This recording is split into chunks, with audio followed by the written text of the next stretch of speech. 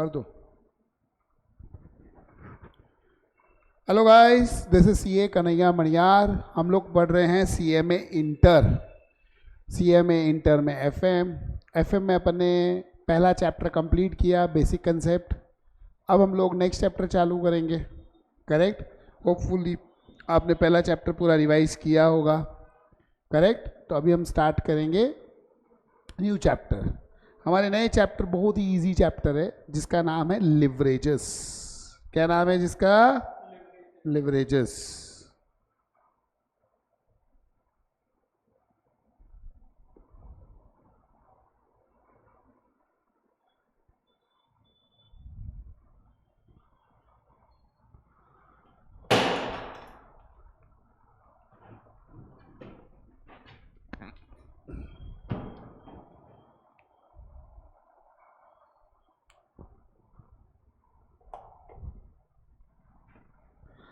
तो अभी हम नया चैप्टर चालू करेंगे जिसका नाम है लिवरेजेस। अब ये चैप्टर क्या बोलता है, चलिए आइए थोड़ा समझें अपन इस चैप्टर के बारे में। अभी देखो, बिजनेस में अलग अलग टाइप का रिस्क होता है। Business have different types of risk involve. Business में अलग अलग टाइप का रिस्क होता है जो इन्वॉल्व होता है, बरोबर। These risk are based on different factors. ये अलग अलग फैक्टर्स पे बेस्ड होती है रिस्क, बरोबर। These risk are based on different factors. There are two main or major factors affecting risk of business। दो अलग अलग फैक्टर्स हैं जो रिस्क को अफेक्ट करते हैं। पहला फिक्स्ड कॉस्ट,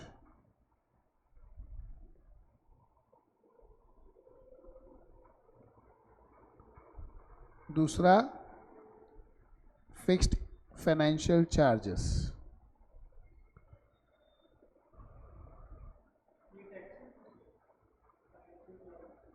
क्या हुआ?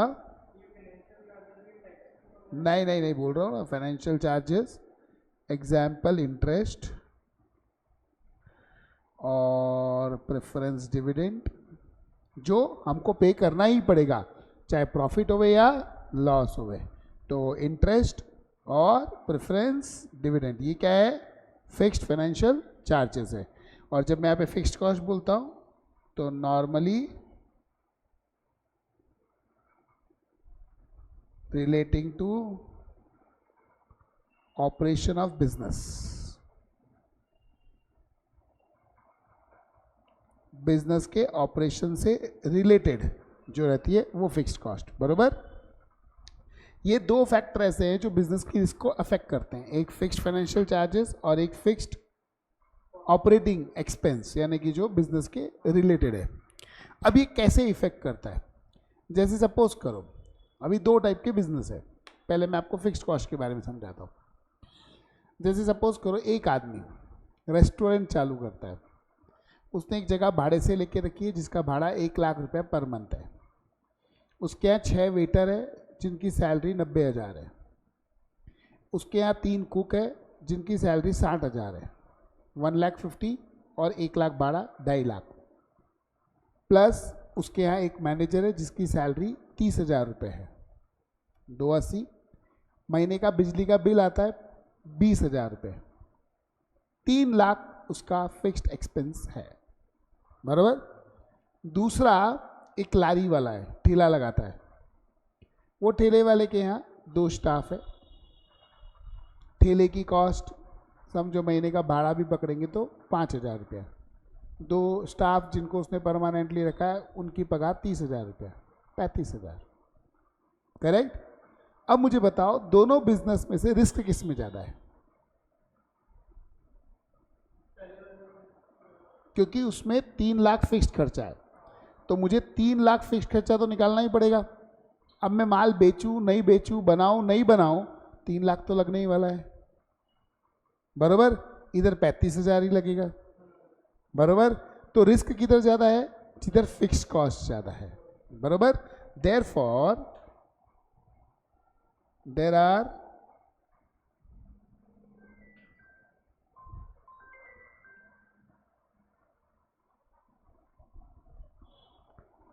there are two types of risk based on above factors. पहला बिजनेस रिस्क, बराबर। दूसरा financial risk.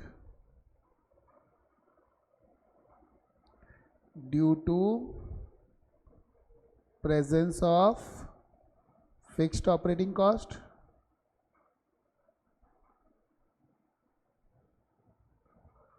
due to presence of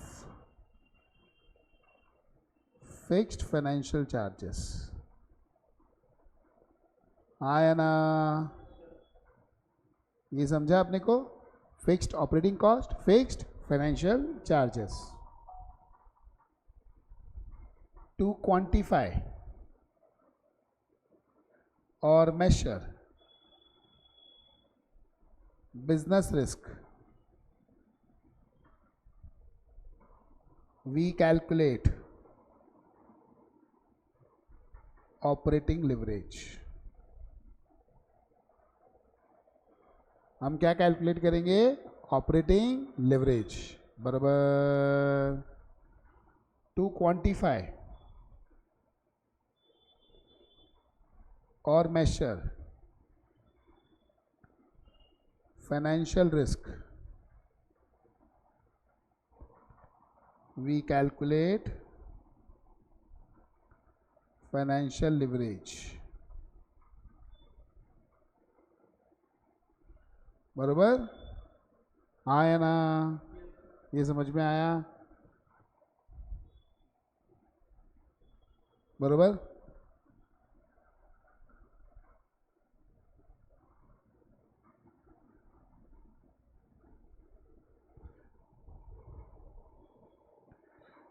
operating leverage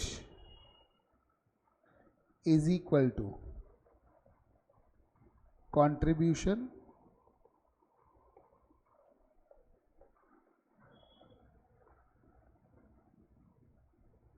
upon EBIT।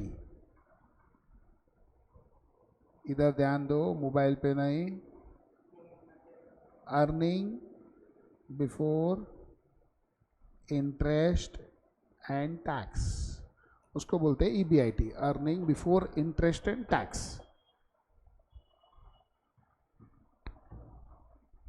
बराबर। फाइनेंशियल लिवरेज जो होता है,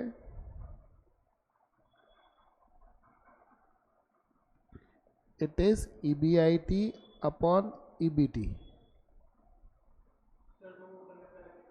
जी, अर्निंग बिफोर टैक्स या प्रॉफिट बिफोर टैक्स, दोनों का मीनिंग सेम होता है। बताया था मैंने, सेल्स माइनस वेरिएबल कॉस्ट। अभी वापस बनाऊंगा मैं, बराबर। When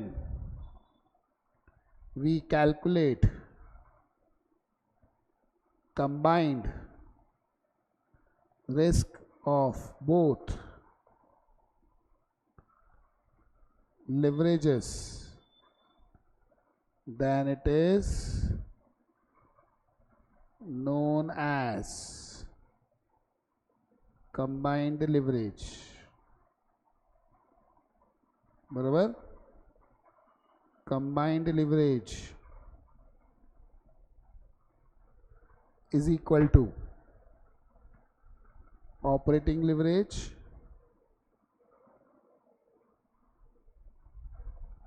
into financial leverage।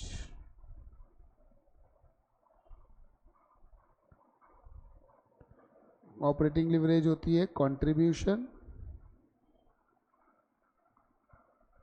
Upon EBIT, और ये होता है ईबीआईटी अपॉन ईबीटी। तो EBIT EBIT cancel, contribution upon EBT, बरोबर। अब इसका इम्पैक्ट देखो, इनकम स्टेटमेंट,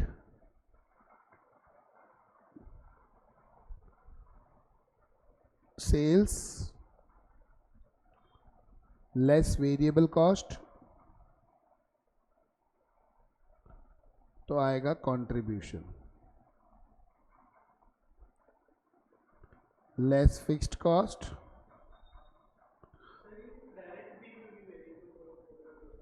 हाँ ईबीआईटी, लेस इंटरेस्ट, तो ईबीटी, लेस टैक्स, तो net profit after tax, less preference dividend, तो net profit for equity share holder. ये मैंने पीछे भी लिखाया था आपको, बराबर। अच्छा, इसके अंदर अगर मैं चाहूं तो मैं ऐसा भी कर सकता हूं, नेट प्रॉफिट आफ्टर टैक्स तक ये समझो अपने पास, बराबर। अब आप गौर से देखो, ये देखो,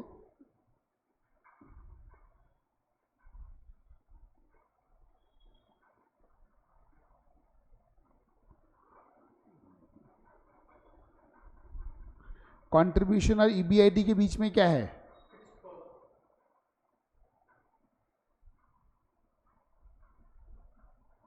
मतलब फिक्स्ड कॉस्ट का इफेक्ट देखना है। तो ये बिफोर फिक्स्ड कॉस्ट, ये आफ्टर फिक्स्ड कॉस्ट, तो इफेक्ट पता चल जाएगा ना, और वो इफेक्ट को ही हम रिस्क बोलते हैं, समझे। ऐसे ही ये देखो, इंटरेस्ट का अगर मुझे इफेक्ट देखना है, ये बिफोर इंटरेस्ट, ये आफ्टर इंटरेस्ट, इफेक्ट पता चल गया तो हम क्वांटिफाई कर लिए, समझे बरोबर से। ये इनकम स्टेटमेंट है जो हमको हेल्प करता है समझाने के लिए कि कैसे करना है। अभी कंबाइंड लिवरेज जो रहती है वो इन तीनों दोनों फैक्टर को कंसिडर करती है। देखो, कंट्रीब्यूशन,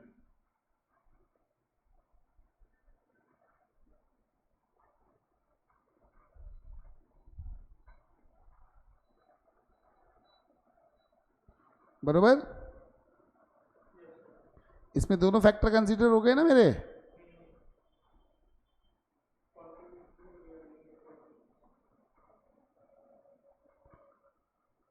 समझे, तो ये टोटल रिस्क बताता है, समझे। मतलब बिजनेस रिस्क को क्वांटिफाई क्या करता है, ऑपरेटिंग लिवरेज। ये देखो यहाँ पे, बिजनेस रिस्क को क्वांटिफाई क्या करता है, और फाइनेंशियल रिस्क को क्या क्वांटिफाई करता है, समझे। और दोनों को कंबाइन कर देते हैं तो क्या बन जाता है, कंबाइंड लिवरेज, समझे बरोबर से, पक्का। ये समझ में आया। ये लिखो, कहाँ तक लिखा है आपने,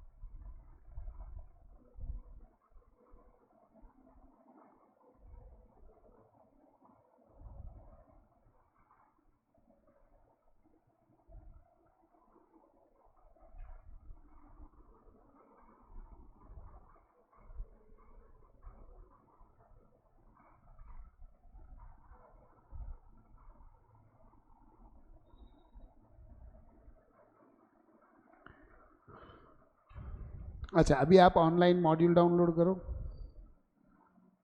CMA इंटर FM का।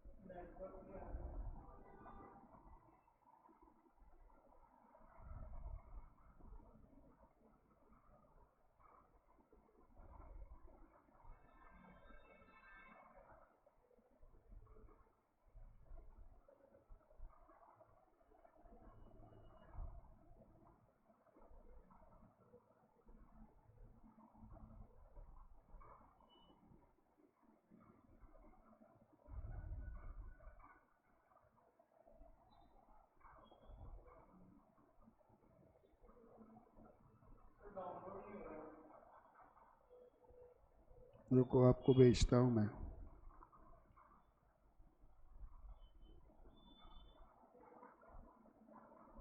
आपका 2022 सिलेबस है ना?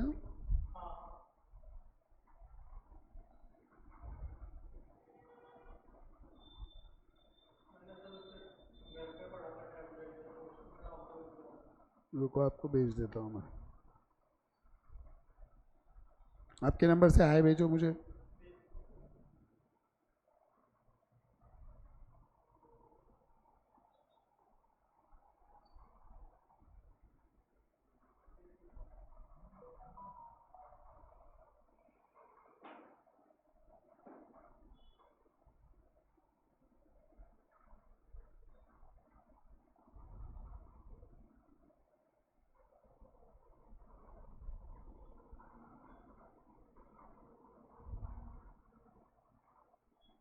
देखो, भेजा आपको मैंने।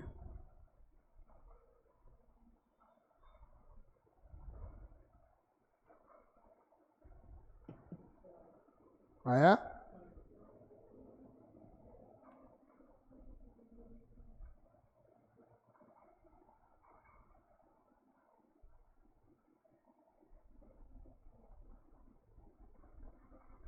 ये देखो, आपका CMA इंटर का मॉड्यूल, करेक्ट। इसमें लास्ट में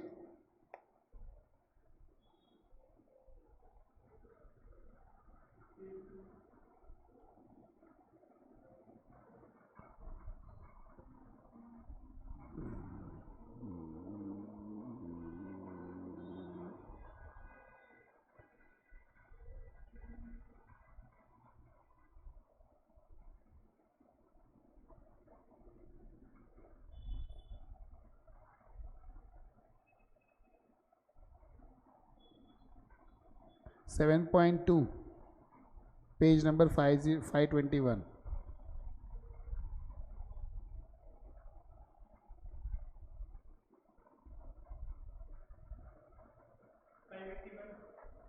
दिखा? 504।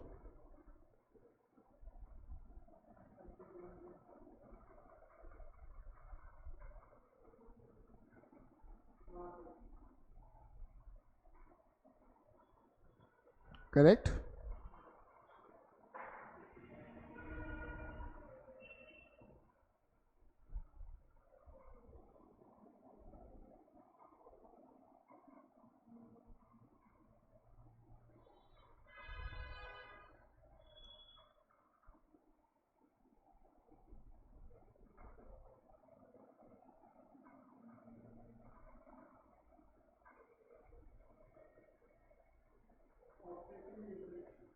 हाँ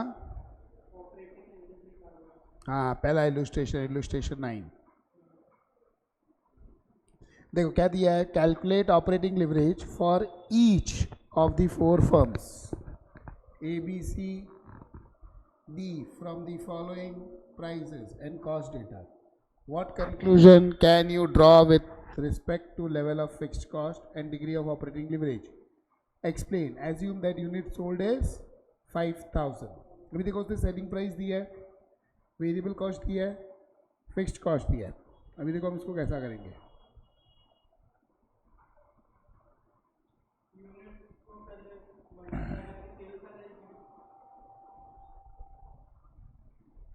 illustration 9 of ICMAI module, page number क्या है?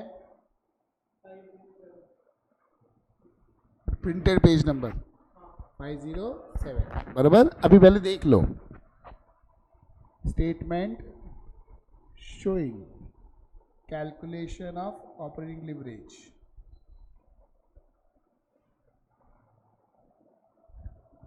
पर्टिकुलर्स कितने जन है? 4 कंपनी है, A, B, C और D। पहला सेल्स, क्वांटिटी 5000 बोलिए। पहले की सेलिंग प्राइस कितनी है? सबकी 20 है कि सबकी अलग अलग है?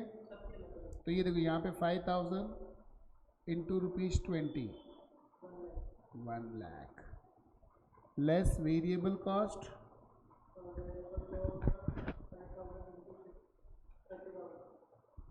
5000 इंटू 6, 30,000। तो हमारा कंट्रीब्यूशन कितना आया? कंट्रीब्यूशन 70,000। इसमें से लेस फिक्स्ड कॉस्ट कितना दिया है? हाँ 80 कैसे दिया है?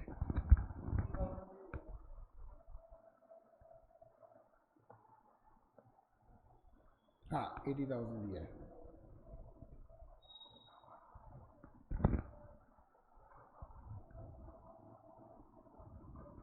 $80,000। तो earning before interest and tax -10,000। ऐसे ही दूसरा, तीसरा, चौथा कर सकते हो आप, कीजिए, ऐसा बनाइए।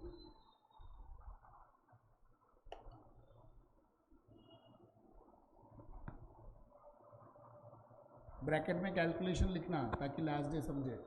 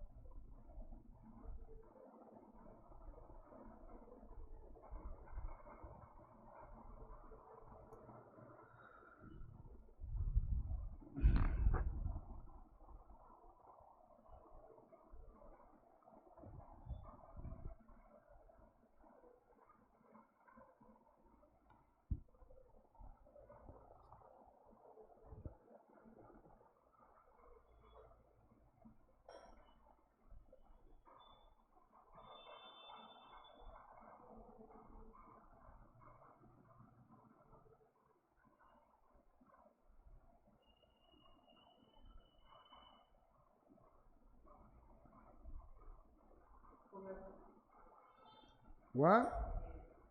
अच्छा अभी देखो, अगर आप इसकी ऑपरेटिंग लिवरेज कैलकुलेट करोगे, देखो इधर लिखा हुआ है ऑपरेटिंग लिवरेज क्या होता है? कंट्रीब्यूशन डिवाइड बाय, बराबर। पहले का कंट्रीब्यूशन कितना है? 70 और EBIT 10, वो भी -10, बराबर। दूसरे का कंट्रीब्यूशन कितना है? 80,000 और ये कितना है? 40। तो आप सबकी क्या कैलकुलेट कर सकते हो? Operating leverage. तो ये देखो ऐसा यहाँ पे ऑपरेटिंग लिवरेज ब्रैकेट में लिखने का कंट्रीब्यूशन अपॉन ईबीआईटी और सबकी ऑपरेटिंग लिवरेज कैलकुलेट करने का। बराबर समझे? ये कीजिए, ये मैंने आपको मॉडल का सम कराया। अब मैं मेरा एक एग्जाम्पल करवाऊंगा, थोड़ा एनालिटिकल एग्जाम्पल।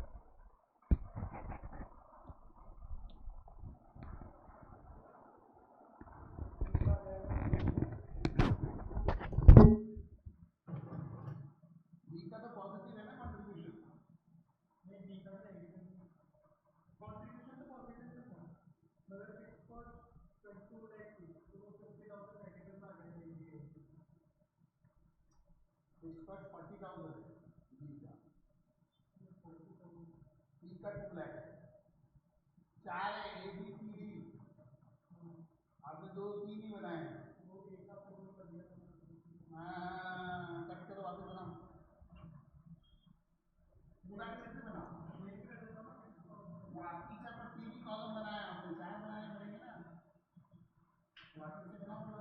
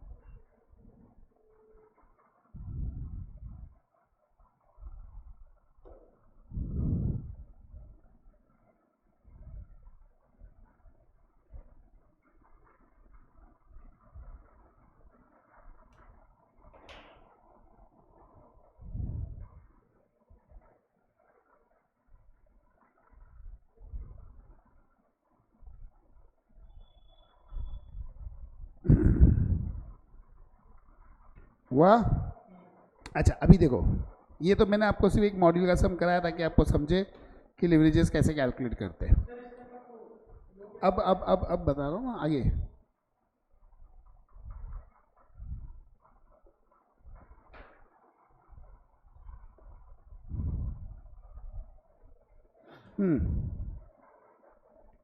अभी एग्जाम्पल,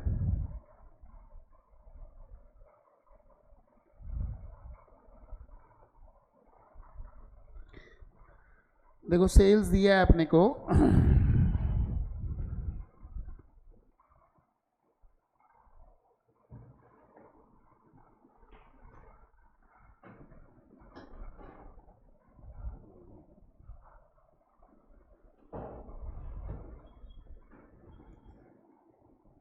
1,00,000 रुपया, वेरिएबल कॉस्ट दिया है समझो 60,000, तो कंट्रीब्यूशन कितना हो गया 40,000 लेस फिक्स्ड कॉस्ट, समझो फिक्स्ड कॉस्ट है 15,000, तो EBIT कितना हुआ, बरोबर, ये समझा। अच्छा, अभी सपोज सेल्स इंक्रीज हुआ और सेल्स हो गया 1,20,000, तो वेरिएबल कॉस्ट हो जाएगा 72, तो ये भी इंक्रीज होगा 20%, प्रोपोर्शनेटली वेरिएबल कॉस्ट हमेशा चेंज होगा, तो ये होगा 48,000, ये भी इंक्रीज होगा 20%, लेकिन जो मेरा फिक्स्ड कॉस्ट है वो तो 15,000 ही है जी, तो EBIT कितना हुआ, अब ये इंक्रीज देखो कितना है, इंक्रीज है 8,000 डिवाइड बाय 25,000 इंटू 100, करो कितना होता है,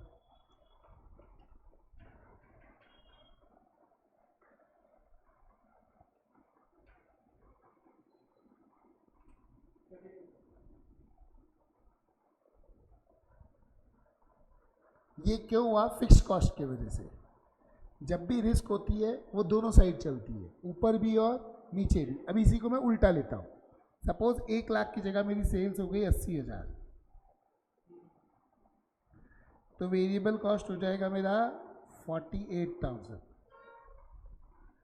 तो मेरा कंट्रीब्यूशन हो जाएगा 32,000, इसमें से फिक्स्ड कॉस्ट, तो EBIT हो जाएगा मेरा 17,000। अब इसकी डिक्रीज देखो कितनी होती है, ये 20% डिक्रीज हुआ, ये 20% डिक्रीज हुआ, ये 20% डिक्रीज हुआ, पर ये देखो कितना डिक्रीज हुआ, 25 माइनस 17,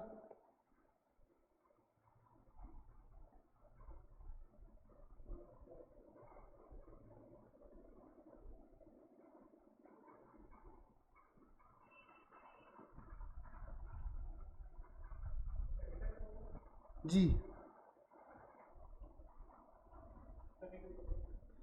मतलब मैंने सेल्स चेंज की 20% से, पर मेरे प्रॉफिट पे इफेक्ट कितना पड़ा 32%।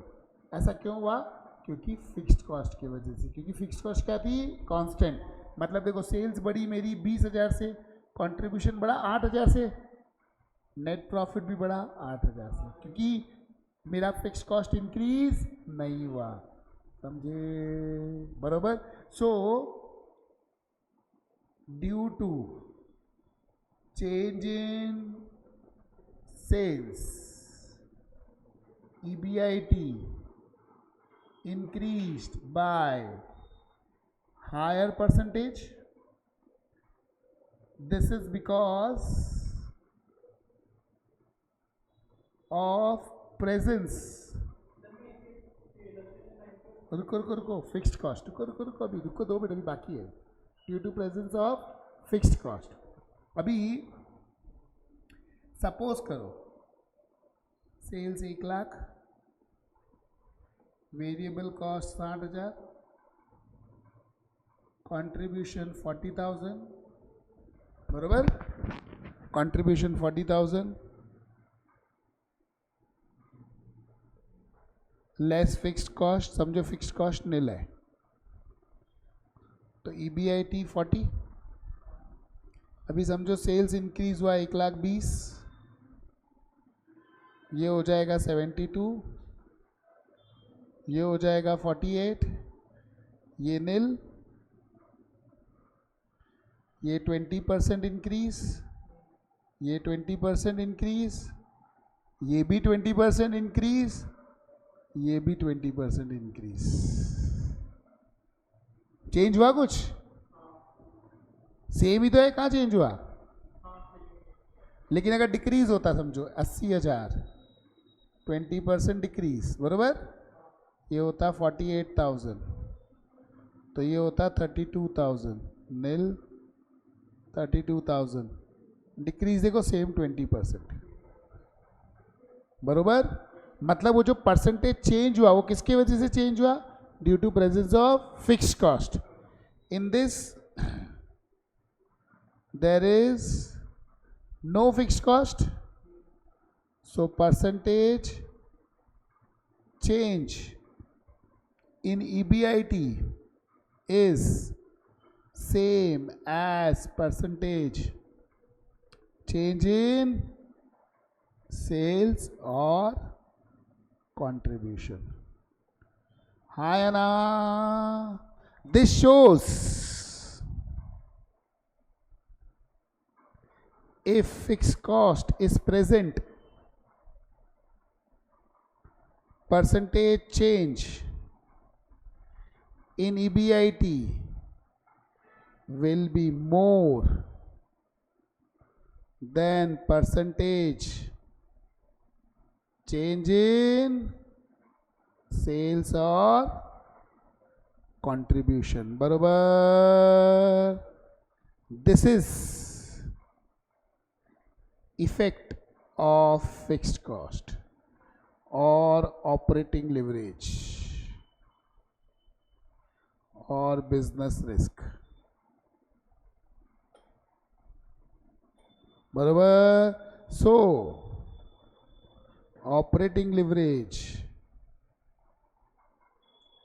Is equal to percentage change in EBIT upon percentage change in sales और कंट्रीब्यूशन, बरोबर। इन आवर एग्जाम्पल, यहां पे देखो, वही बता रहा हूं, देखो ये एग्जिस्टिंग सिचुएशन थी, कंट्रीब्यूशन 40 था, EBIT 25 था, बरोबर। Operating leverage is equal to 40 upon 25, 1.6 होगा, देखो तो करके देखो divide. Operating leverage percentage change in EBIT upon percentage change in sales, ये 32 था, ये 20 था, 1.6।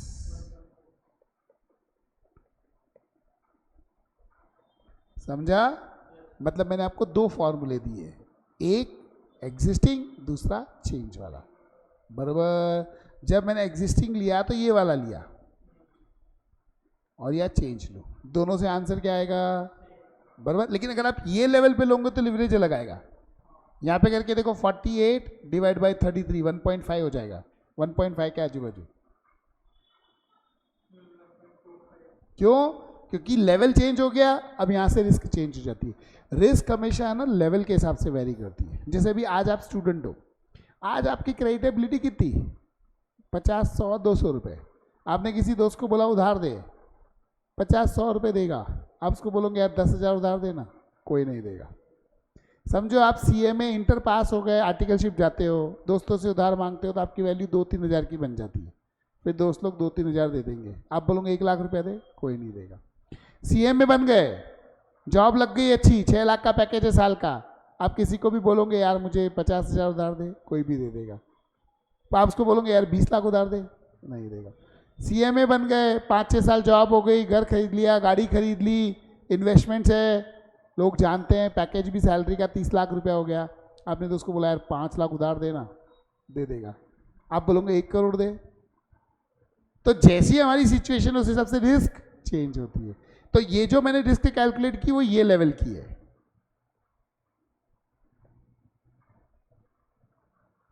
बरोबर। और ये लेवल के लो या यहां से change low, answer will remain. But आप नए लेवल का लोगे तो फिर यहां से चेंज लेना पड़ेगा, समझे? बरोबर से? पक्का? अब आप ये पूरा लिखो यहां से।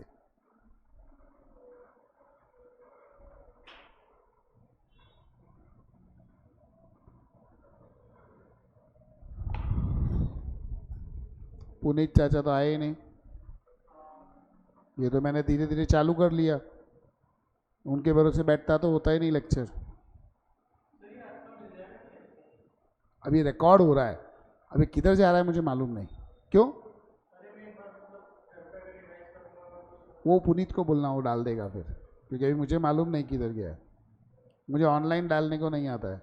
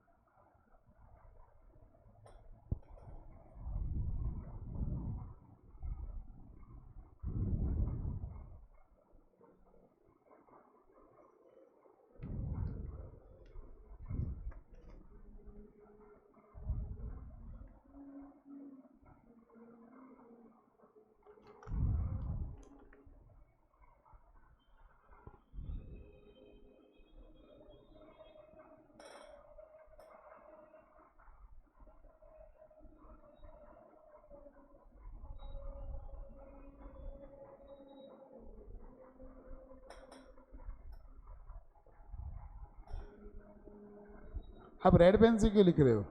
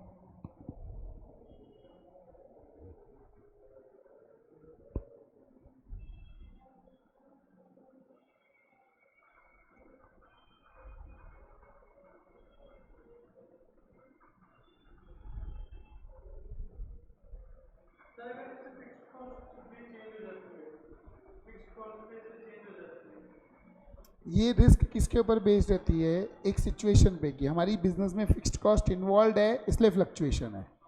अगर फिक्स्ड कॉस्ट नहीं होती तो फ्लक्चुएशन ही नहीं है।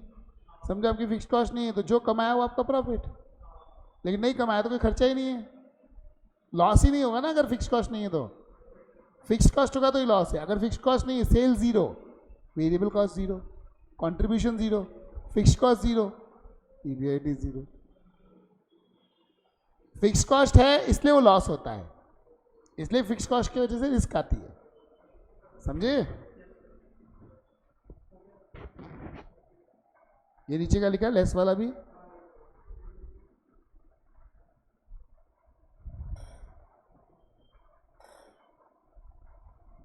EBIT change.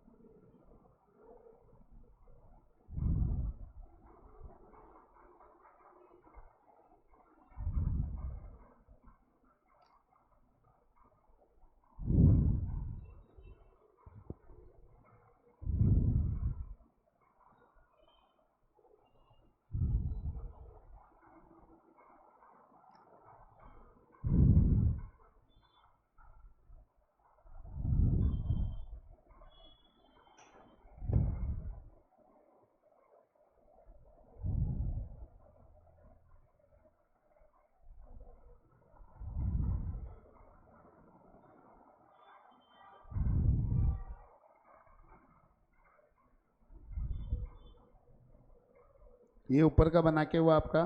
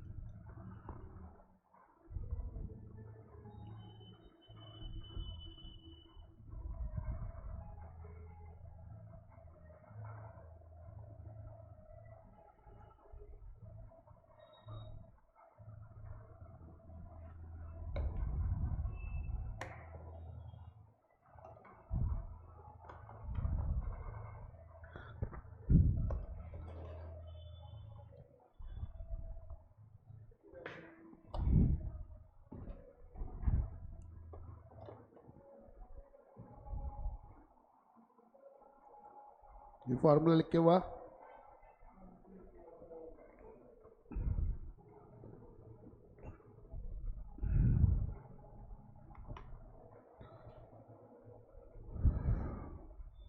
लिखो ये नीचे वाला in our example operating leverage calculate किया ना अपन ने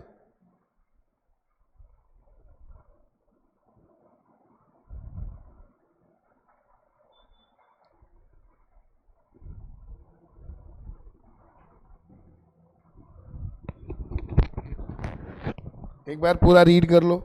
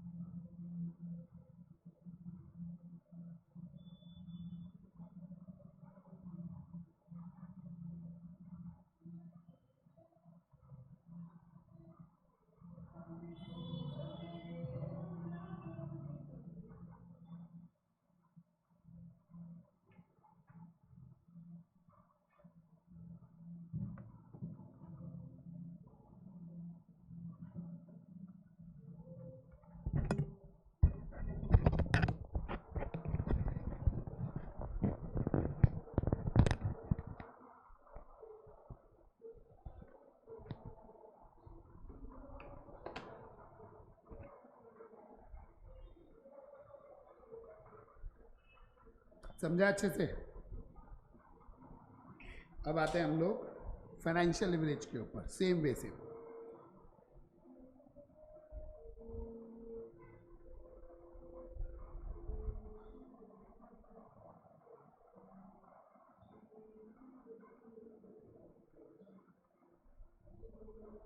example for understanding financial leverage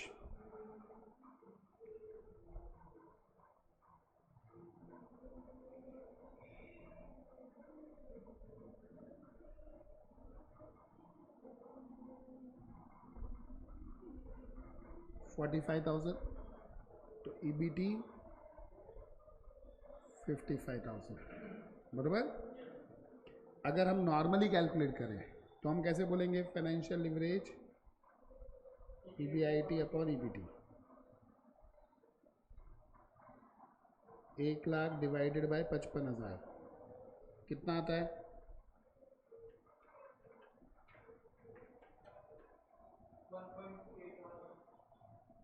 बराबर।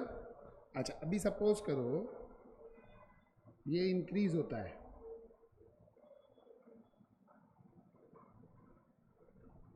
इंटरेस्ट तो सेम ही रहेगा,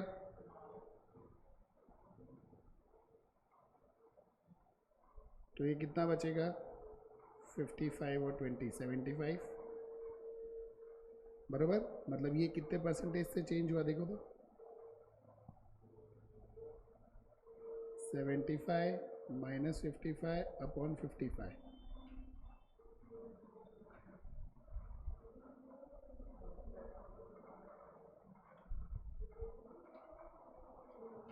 थर्टी 36% कुछ होना चाहिए,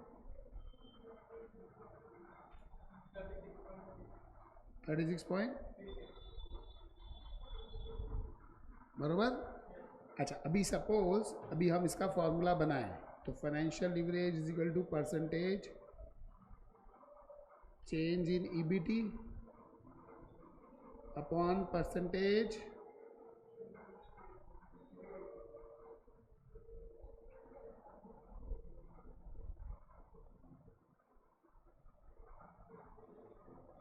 करो,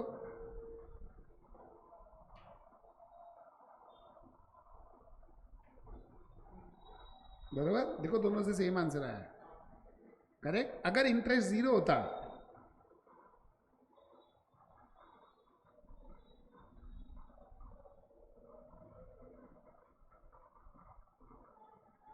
EBIT 1 lakh,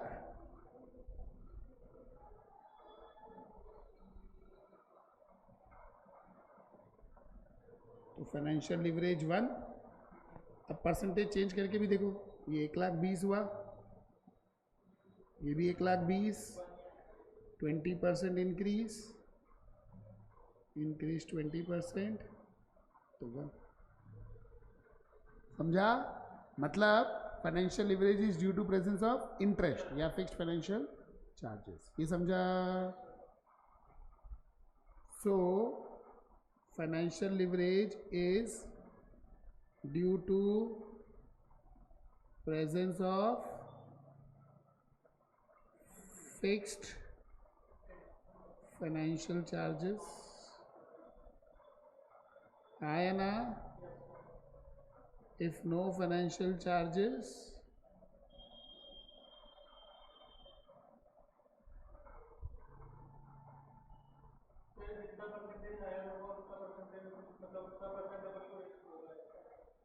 then financial leverage is equal to 1। अगर कोई फिक्स चार्जेस नहीं है तो फाइनेंशियल लिवरेज 1 हो गया ना, 1 हो गया, मतलब कुछ इफेक्ट ही नहीं हो रहा है चेंज का, बराबर। समझे, ये समझ में आया बराबर से। Based on same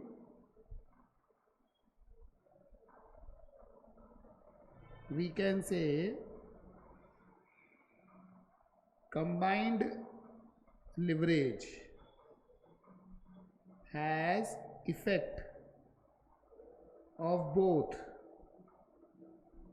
fixed cost and fixed financial charges, है ना,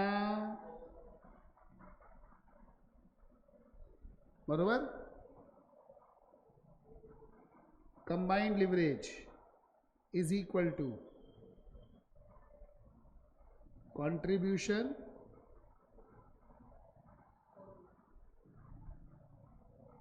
or percentage change in EBT upon percentage change in contribution or sales, answer will remain, बराबर। ये लिखो, फिर एक बिल्कुल इंपॉर्टेंट वाला पार्ट करवा दो आपको।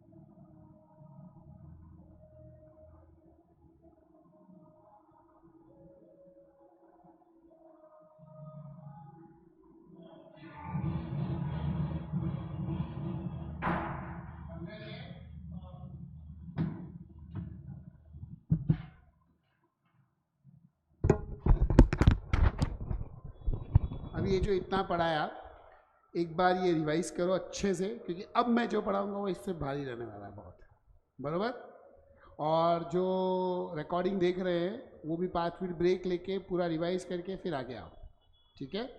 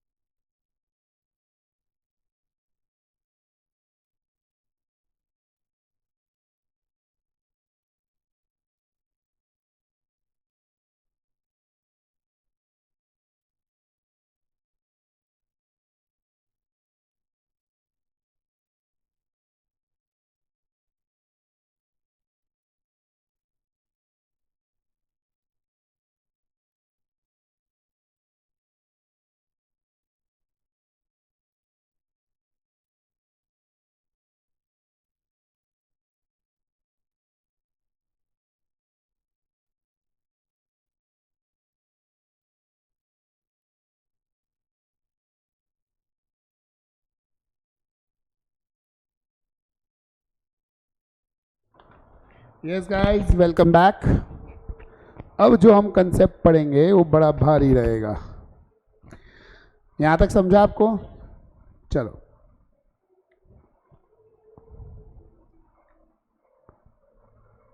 Concept of pre tax and post tax.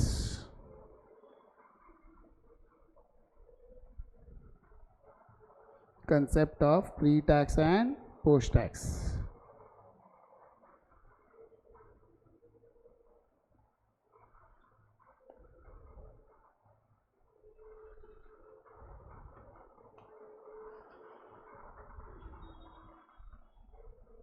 अच्छा, अभी देखो,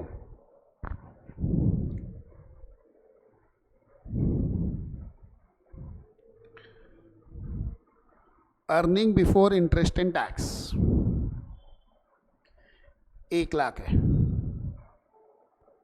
लेस इंटरेस्ट 40,000। तो नेट प्रॉफिट बिफोर टैक्स बोल लो या अर्निंग बिफोर टैक्स बोलो, दोनों का मीनिंग सेम ही है।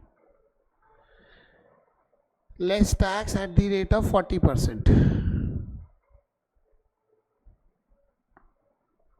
तो ये आया net profit after tax, profit before tax का, ऊपर वाले प्रॉफिट का 40% tax, less preference dividend.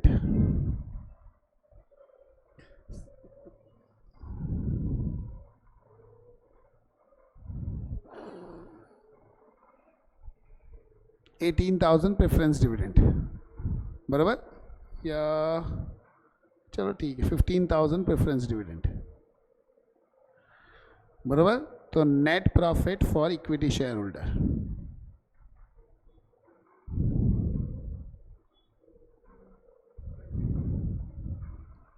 Correct. अच्छा, अभी ये कैलकुलेशन के बेस पे कुछ सवाल जवाब ध्यान से सुनना जो मैं पूछूंगा, हाँ बराबर से। To repay interest of 40,000, how much company needs to earn?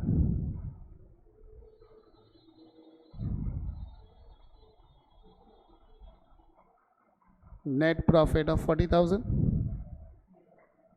क्योंकि EBIT 40 में से इंटरेस्ट पे हो सकता है, बरोबर।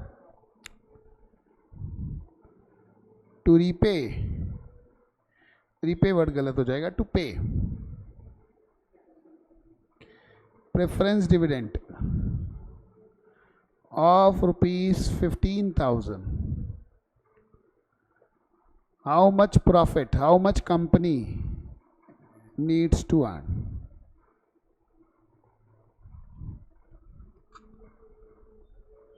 क्या 15,000 प्रेफरेंस डिविडेंड के लिए 15,000 कमाएंगे तो चल जाएगा काम? क्यों? वो छोड़ दो, कंपनी को कुछ नहीं चाहिए, समझो, नहीं चलेगा, क्योंकि कंपनी जो कमाएगी उसमें से पहले इनकम टैक्स भरेगी फिर प्रेफरेंस डिविडेंड देगी। बरोबर। जैसे अगर ये 15,000, मैं नेट प्रॉफिट बिफोर टैक्स मेरा 100 है, तो टैक्स मेरा 40 है, तो नेट प्रॉफिट आफ्टर टैक्स कितना है मेरा 60। अगर मुझे 18,000 15,000 पे करना है तो 60 15,000, तो मुझे कितना कमाना पड़ेगा, डिवाइड बाय 60 इंटू 100, 25,000।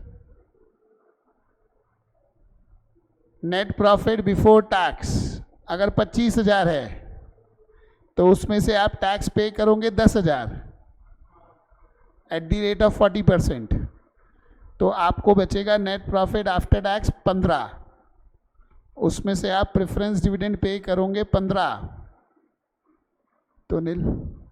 सो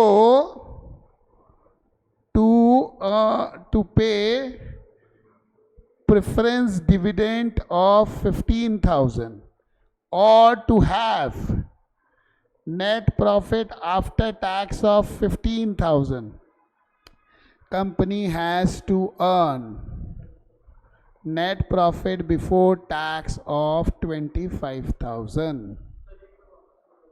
25,000 कमाएंगे तो 10,000 टैक्स भरेंगे तो 15 बचेगा। इंटरेस्ट में ऐसा नहीं है, इंटरेस्ट तो टैक्स के पहले ही आ जाता है, तो पहले इंटरेस्ट भर देंगे टैक्स के पहले ही, तो जितना इंटरेस्ट उतना कमाया तो भी चलेगा, पर प्रेफरेंस डिविडेंड टैक्स के बाद में वाले अमाउंट से पे होता है, तो ज्यादा कमाएंगे टैक्स भरेंगे फिर बचेगा,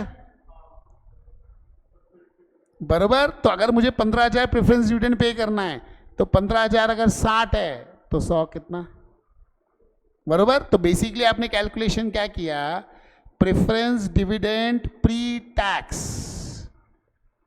is equal to preference dividend यानी कि 15,000 डिवाइड बाय 60 इंटू 100, यही किया ना आपने, 15,000 डिवाइड बाय 60 इंटू 100, बराबर। तो ही 25,000 आया हमारा। इसको आप ऐसा भी लिख सकते हो, प्रेफरेंस डिविडेंड अपॉन 0.60, ये 100 नीचे आ गया, तो इसको आप ऐसा लिख सकते हो, प्रेफरेंस डिविडेंड अपॉन 1 माइनस 0.4, इसको आप ऐसा भी लिख सकते हो, preference dividend upon 1 minus tax rate. So conclusion, preference dividend pre tax is equal to preference dividend upon 1 minus tax rate, बराबर। देगी वो क्वेश्चन में, अभी तो ये मैं एग्जाम्पल देके समझा रहा हूं, समझा, बराबर। अच्छा, अभी अपन आते हैं financial leverage when preference dividend is given, बरोबर। जब all lectures are being recorded, nothing is live, you need to upload it later on।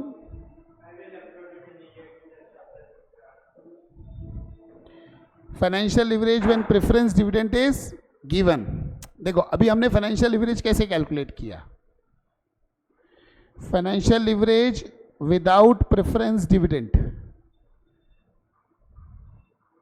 that is only interest is given, is equal to EBIT upon EBIT minus interest। EBT बोलते वही होता है ना, EBIT minus interest, बराबर ना। So financial leverage if preference dividend is also there,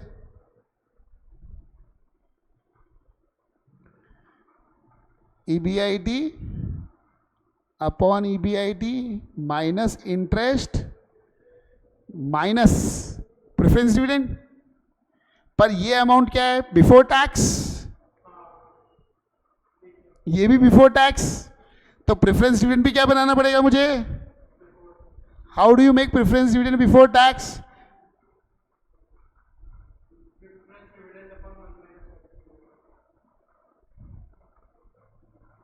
correct। So financial leverage if preference dividend is there is EBIT upon EBIT minus interest minus preference dividend upon 1 minus tax, समझा। बरोबर, clear, समझा ये क्यों किया, पक्का। अच्छा, if financial leverage if preference dividend is given,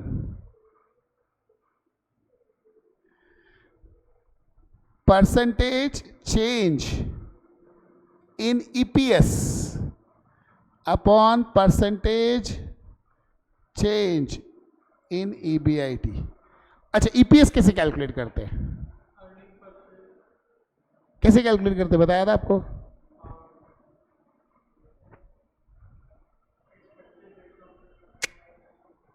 देखो notebook में, जाओ पीछे, ईपीएस सिखाया था आपको, देखो पीछे जाओ और पीछे, हाँ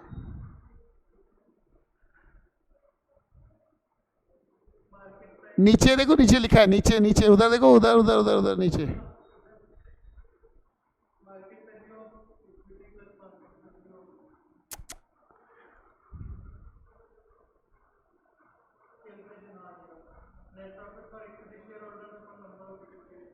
net profit for equity share holder कैसे आता है, उसके ऊपर देखो, हाँ कैसे आया वो देखो, बरोबर। तो जब मैंने यहां पे किया, ये देखो, net profit after tax minus preference dividend, मतलब ये क्या बचता है, net profit for equity share holder, उसको divide by number of share कर देंगे तो ईपीएस, करेक्ट। तो जैसे मैंने ये माइनस किया तो यही प्रॉफिट बचेगा, करेक्ट। जैसे अभी मैं खाली इंटरेस्ट दिया रहता था तो इंटरेस्ट के बाद का प्रॉफिट लेता था, प्रेफरेंस डिविडेंड दिया तो उसके बाद का प्रॉफिट, उसके बाद के प्रॉफिट को हम क्या बोलते हैं, ईपीएस, बरोबर। तो ईपीएस का परसेंटेज लो या ये प्रॉफिट का परसेंटेज लो, सेम ही आने वाला है, बरोबर। तो यहां पे परसेंटेज चेंज इन ईपीएस समझा, अभी परसेंटेज इन ईपीआईटी समझा, बरोबर, पक्का, हाँ या ना। If preference dividend is there, then combined leverage is equal to, normally combined leverage क्या होता है, बरोबर। अब यहां ईबीआईटी की जगह क्या आएगा, ईबीआईटी से भी माइनस करना पड़ेगा,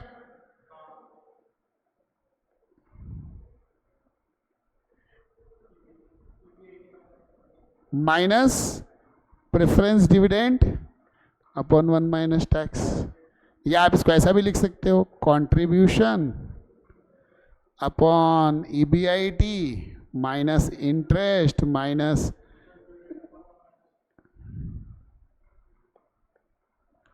इसको ऐसा भी लिख सकते हैं, percentage change in EPS upon percentage change in sales और कंट्रीब्यूशन, हाँ या ना, पक्का। इसे लिखो, अपन व्हाट इज कंबाइंड लिवरेज, ये देखो यहाँ पे, ये देखो कहाँ गया,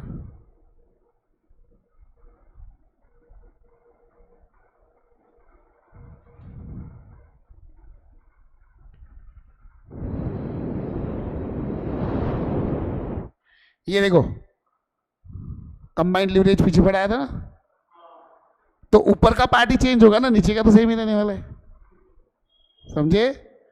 अब आपको कहाँ से लिखना है, यहाँ से लिखना है, यहाँ से लिखो, फिर अभी तक जो पढ़ा है उसकी समरी लिखाऊंगा पहले, उसको अच्छे से घोटेंगे ना। अभी आप समझ गए, इसमें सम में फॉर्मूला ही है, अगर ये फॉर्मूला याद है तो समझ जाएगा। रिस्क बढ़ेगी तो लिवरेज बढ़ेगी, रिस्क कम होगी तो लिवरेज, जब इंटरेस्ट नहीं था तो लिवरेज कितना था, जब फिक्स कॉस्ट नहीं था तो लिवरेज कितना था, लेकिन जैसे ही फिक्स कॉस्ट लिवरेज आया तो 1 से, बराबर, समझे। तो रिस्क बढ़ी तो लिवरेज बढ़ जाएगी, समझे। ये लिखो,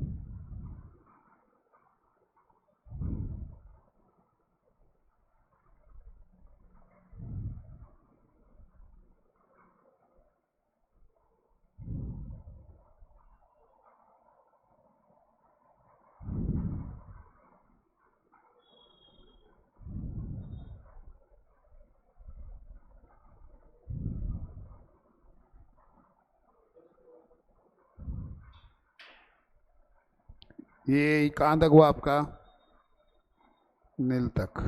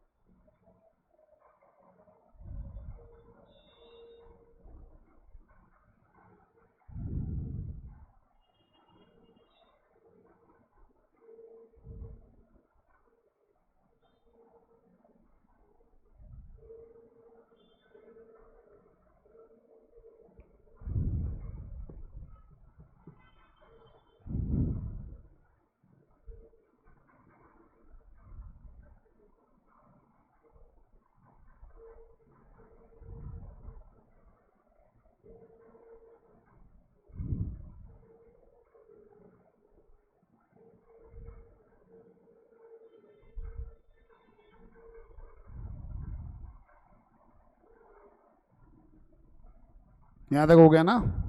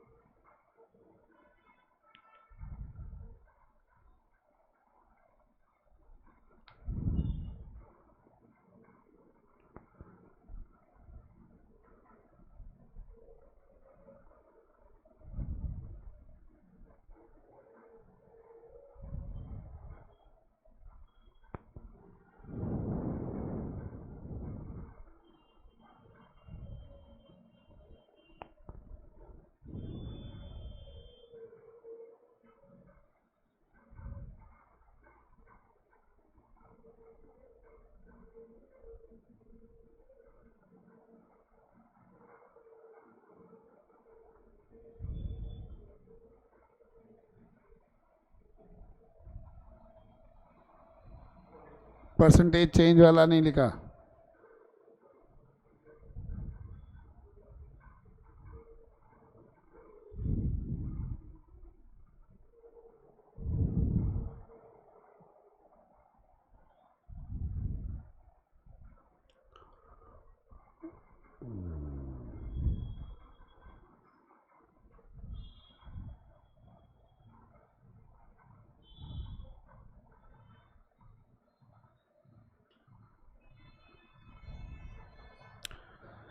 एक बार पूरा रीड करो ताकि समरी लिखो तो समझे आपको।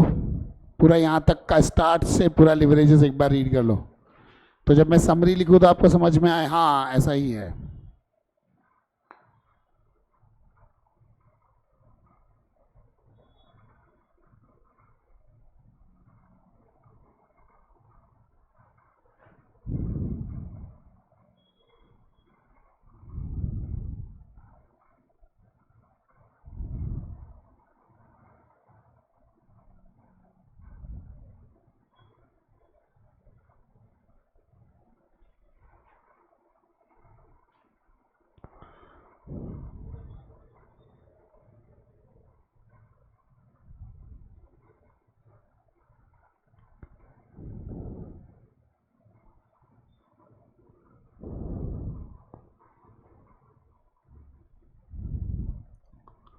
जो रिकॉर्डेड देख रहे हैं वो लोग भी एक बार रीड कर लो पूरा यहाँ तक, ताकि समरी लिखो तो आपको समझ में आए।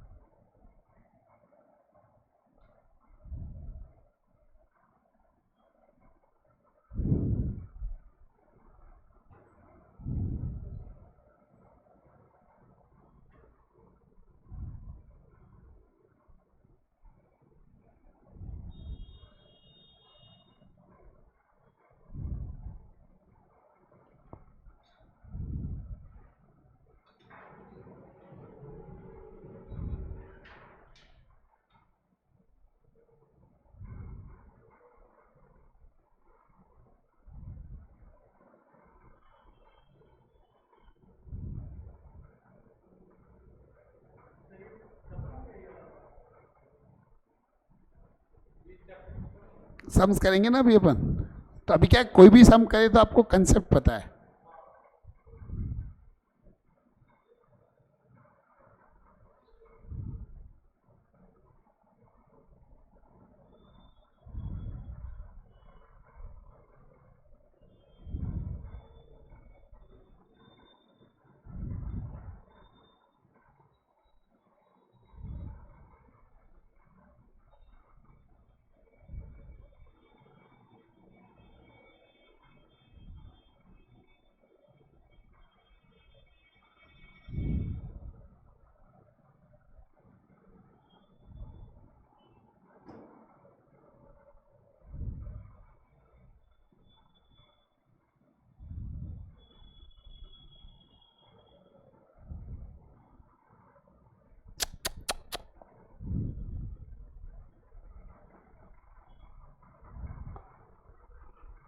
पूरी मेरी मेहनत वेस्ट चली गई।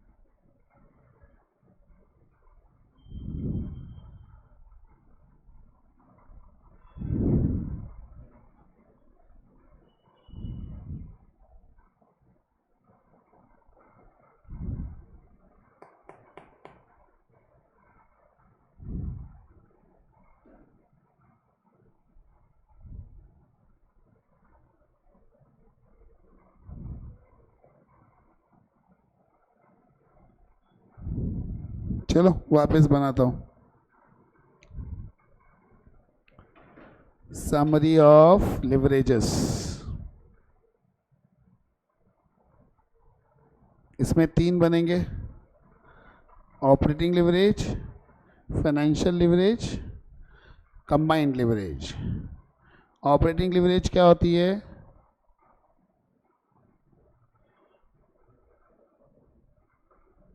Contribution divided by EBIT। दूसरा क्या था? Percentage change in EBIT upon percentage change in sales और कंट्रीब्यूशन। बराबर।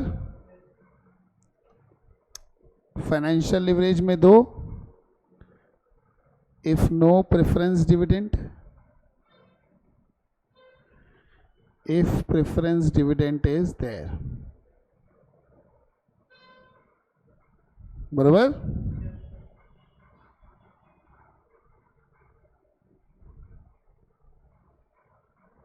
नो प्रेफरेंस डिविडेंड में पहला EBIT अपॉन EBT,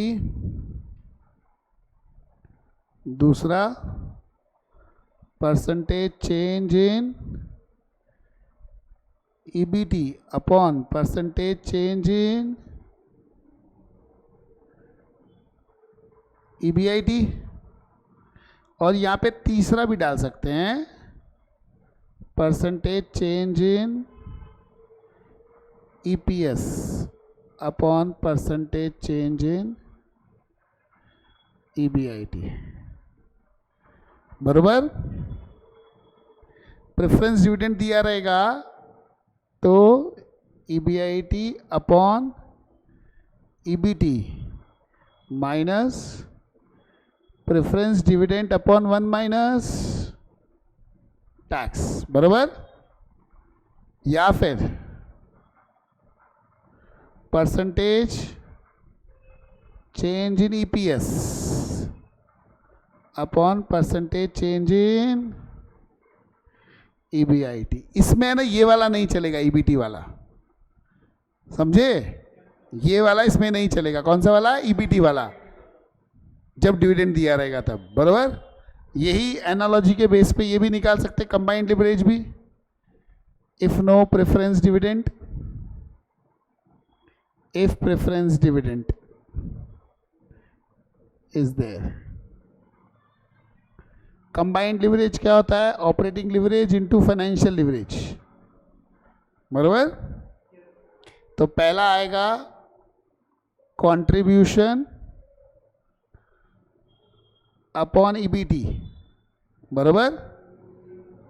दूसरा आएगा percentage change in EBT upon percentage change in sales और contribution। बराबर। और तीसरा आएगा percentage change in EPS upon percentage change in sales और कंट्रीब्यूशन। बरोबर, इधर आएगा पहले वाला contribution upon EBT minus preference dividend upon 1 minus tax. बरोबर,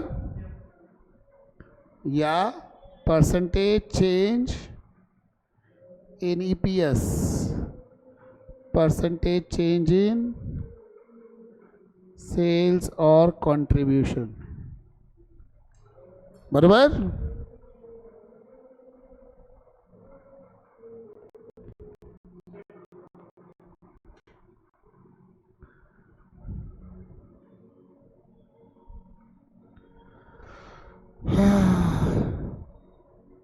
समझा? ये पूरे जितने अपन ने लिवरेजेस किए सबकी समरी आ गई इसमें अभी।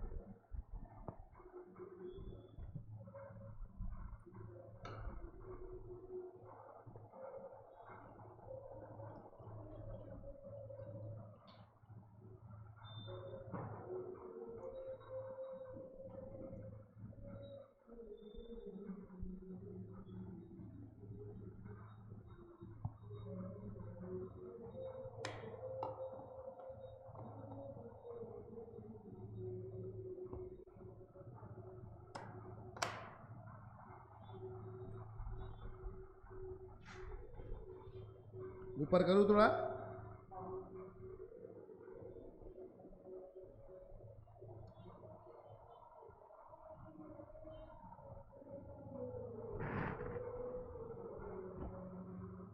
समझाई बरोबर से? इसको अच्छे से एक बार चार्ट को रिवाइज करो, जो रिकॉर्डेड देख रहे हैं वो लोग भी।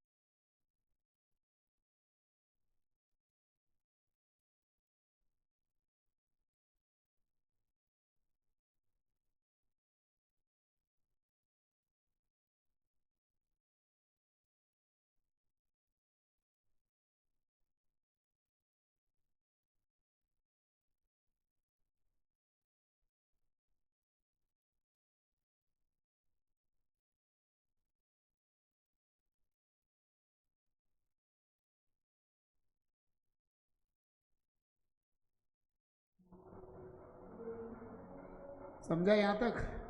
अब देखो, ये थियोरटिकल हुआ। अब अपने को सब में डेटा दिया रहेगा। तो मुझे लिवरेजेस कैलकुलेट करना है तो मुझे इनकम स्टेटमेंट बनाना पड़ेगा। अगर मुझे इंफॉर्मेशन सेल से दी है तो sales, variable cost, contribution, fixed cost, EBIT, interest, पूरा एंटर, जहां से दिया वहां से, बरोबर। अब मोर लिवरेज मोर रिस्क,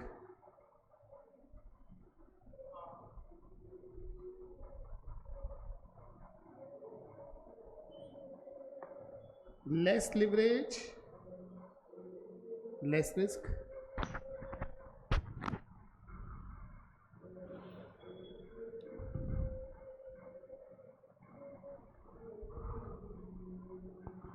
ज्यादा लिवरेज ज्यादा रिस्क, कम लिवरेज, बराबर।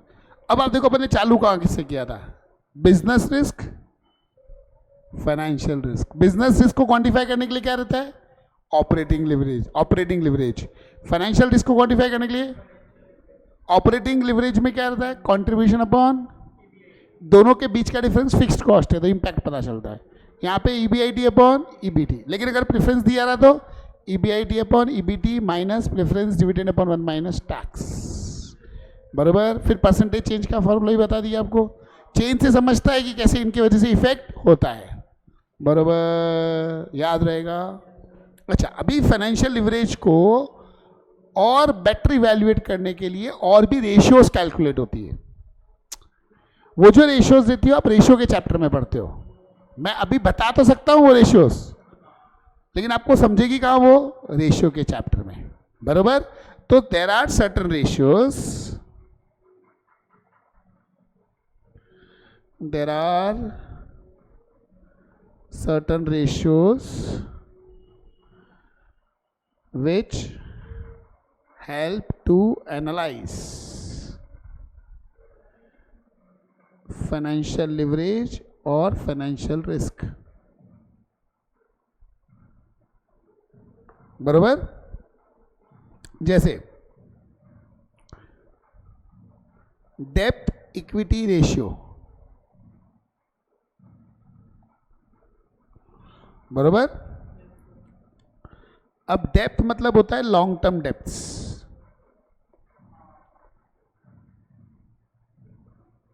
Long term depth. इक्विटी मतलब होता है equity share capital plus preference share capital plus reserves and surplus less accumulated losses less miscellaneous expenditure not return of, जो बैलेंस शीट के एसेट साइड दिख रहा होगा, बरोबर। सिंपल भाषा में इक्विटी मतलब शेयर होल्डर्स फंड, इसको क्या बोलते हैं,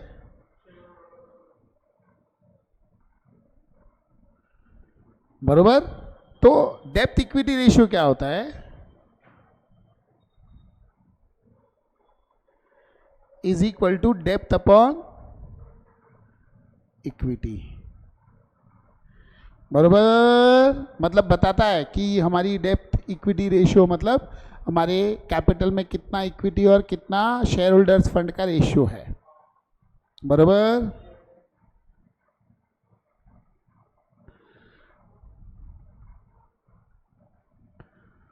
ऐसी और भी रेशियोज है, पर अभी बाकी रेशियोज में डिस्कस नहीं करूंगा, वो जब रेशियोज का चैप्टर आएगा था उसमें पढ़ोगे आप।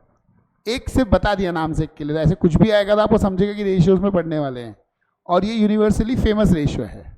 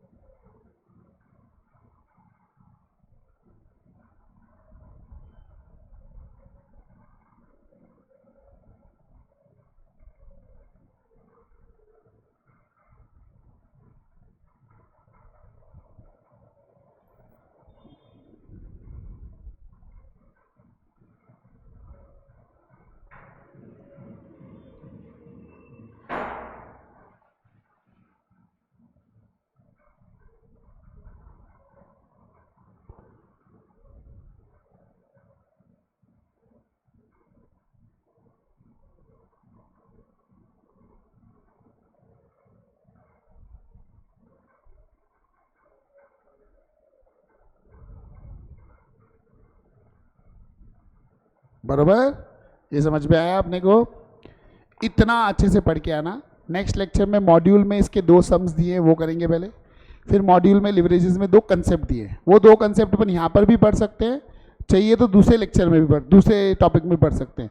यहाँ पढ़ लिए तो दूसरे में नहीं पढ़ना पड़ेगा, वहाँ आपको आएगा, और वहाँ पढ़ोगे तो यहाँ पे नहीं पढ़ सकते, अपन यहीं पढ़ लेंगे क्योंकि मॉड्यूल में यहीं पे सम दिए अपने को। बरोबर, समझे? इतना अच्छे से पढ़ के आएंगे। चलो guys, bye bye, tata, see you in next lecture. Bye bye, tata. Puneet चाचा, please close that lecture, and up, bye.